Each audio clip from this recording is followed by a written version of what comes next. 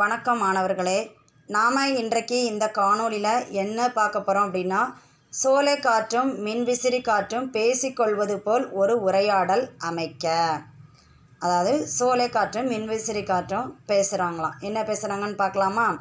சரி. சோலை காற்று, என்னை போல இதமான காற்றை உன்னால் தர முடியுமா அப்படின்னு சோலை காற்று மின்விசிறி காற்றை பார்த்து கேட்குது. அதுக்கு மின்விசிறி காற்று சொல்லுது, ஏன் தர முடியாது, மெதுவாகவும் வீசுவேன், வேகமாகவும் வீசுவேன் அப்படின்னு பதில் சொல்லுது. சோலை காற்று சொல்லுது அதுக்கு, ஏன் நானும் மெதுவாக வீசுவேன், வேகமாகவும் வீசுவேனே அப்படின்னு சொல்லுது. மின்விசிறி காற்று சொல்லுது, என்னால் யாருக்கும் எந்தவித தீங்கும் ஏற்படாது அப்படின்னு சொல்லுது.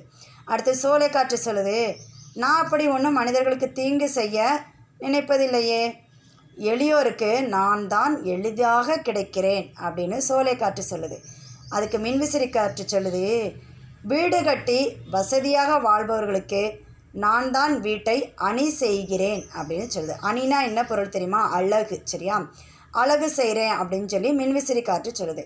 அதுக்கு சோலை காற்று சொல்லுதாங்க, நாம் இருவருமே மனிதர்களுக்கு என்னதுதான் முக்கியம்தான் அப்படின்னு சொல்கிறாங்க.